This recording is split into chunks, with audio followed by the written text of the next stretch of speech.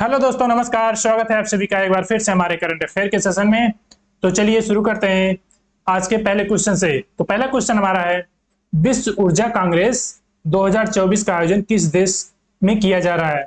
यानी the world energy Congress 2024 कहां पर आयोजित किया जा रहा है? ये किया जा रहा है नीदरलैंड में। कहां पर? नीदरलैंड में। ऑप्शन बी इसका जो है राइट हो जाएगा।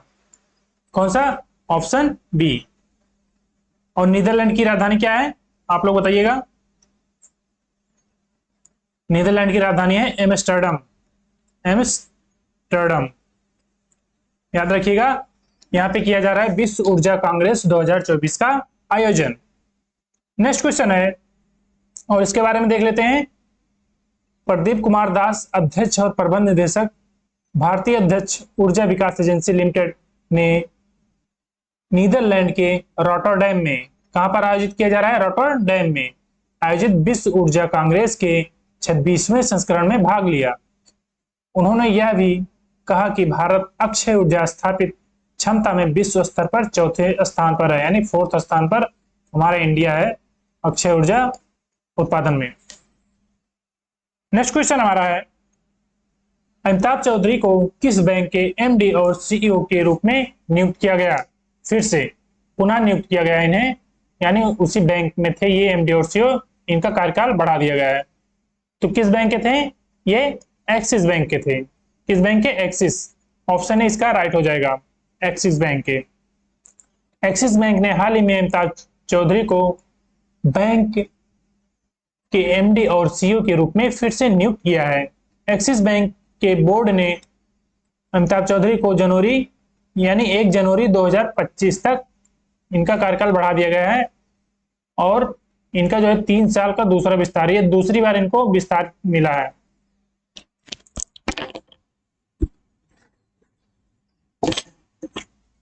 नेक्स्ट क्वेश्चन है, भारतीय ऐतिहासिक अभिलेख आयोग जो हाल ही में खबरों में था, किस मंत्रालय के तहत कार्य कर रहा है?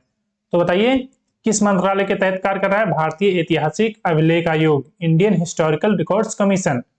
तो किसके अंतर्गत कर रहा है ये? Ministry of culture. Ministry of culture के तहत ये कार्य कर रहा है। तो राइट ऑप्शन क्या हो जाएगा? राइट ऑप्शन सी हो जाएगा। देखिए यहां पर केंद्रीय संस्कृति मंत्रालय के तहत काम करने वाले भारतीय ऐतिहासिक रिकॉर्ड आयोग यानी IHRC ने एक नया लोगो और आदर्श वाक्य अपनाया है, और यह अभिलेखीय मामलों पर शीर्ष सलाहकार निकाय है एक। इसकी स्थापना कब हुई थी? 1919 में।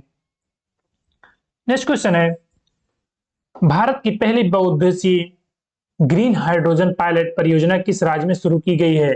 यानी हीट एंड पावर की ग्रीन हाइड्रोजन पायलट परियोजना।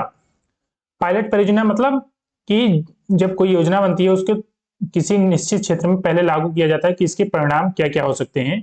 तो ये कहां पर शुरू किया गया है? ये हिमाचल प्रदेश में। ऑप्शन डी इसका राइट हो जाएगा, हिमाचल प्रदेश।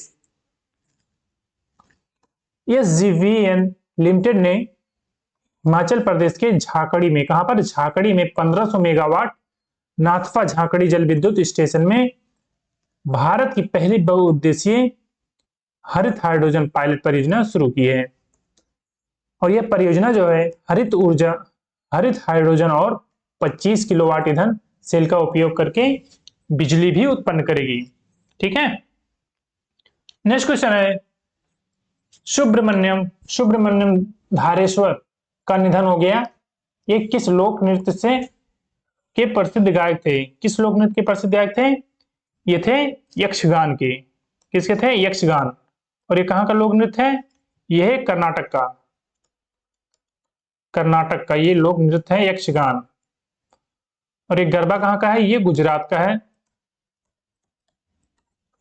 और कथकली केरल, ये केरल का है।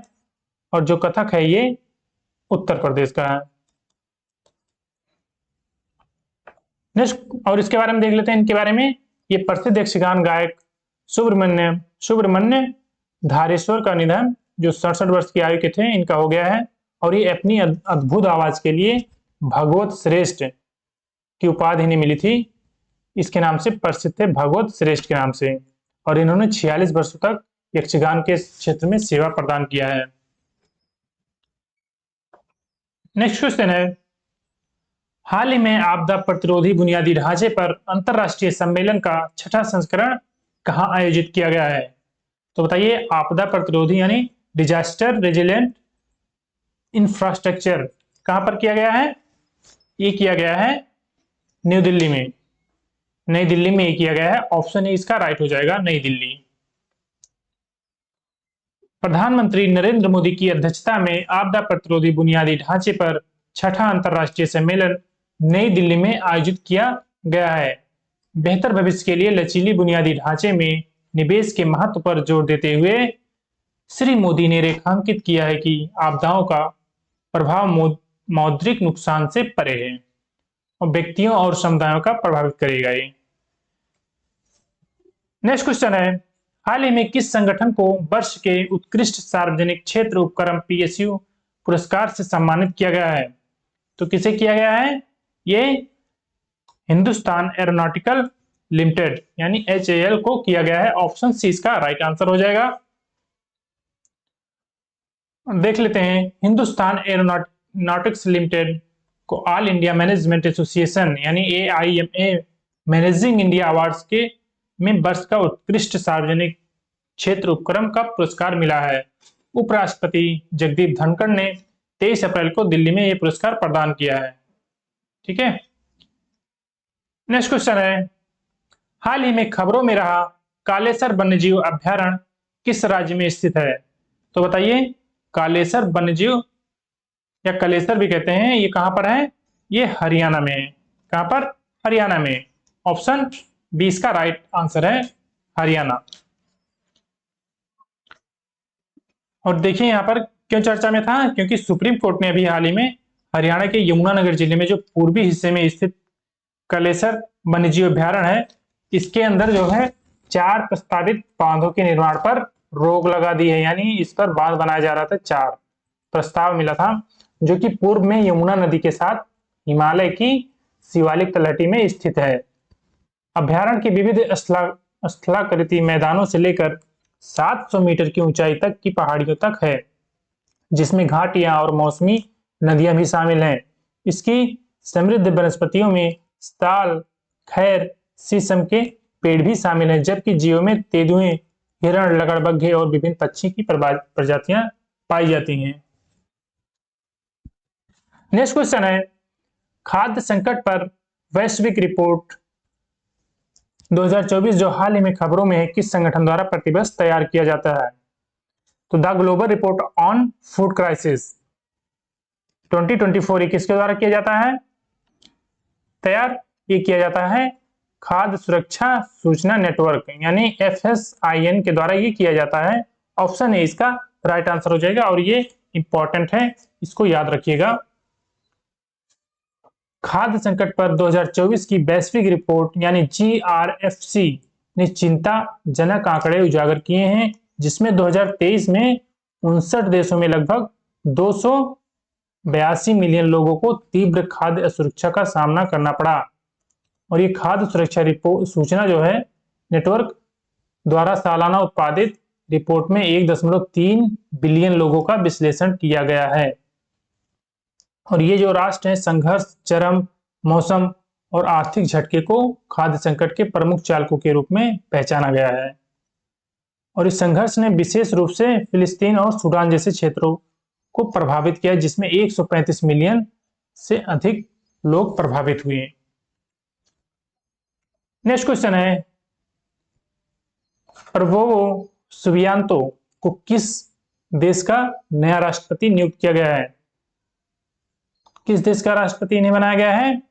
तो इन्हें बनाया गया है इंडोनेशिया। और इसके पहले कौन थे? जोको विडोडो, उनके स्थान पर ये इन्हें बनाया गया है। इंडोनेशिया के पूर्व रक्षा मंत्री प्रबोवो सुबियांतो को जोको विडोडो के स्थान पर देश का नया राष्ट्रपति नियुक्त किया गया है। और इंडोनेशिया के राष्ट्रपति का कार्यकाल पुनः चुनाव की संभावना के साथ 5 साल का होता है।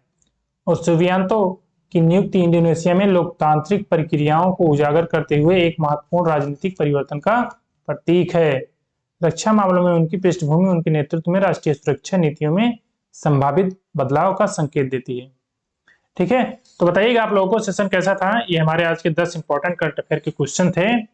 आप लोग बताइएगा कि आप लोगों को सेशन कैसा लगा, और आप लाइक डिसलाइक करके जो भी अपना फीडबैक देना चाहें दे सकते हैं। तो मिलते हैं एक नेक्स्ट सेशन में, तब तक के लिए जय हिंद, वंदे मातरम।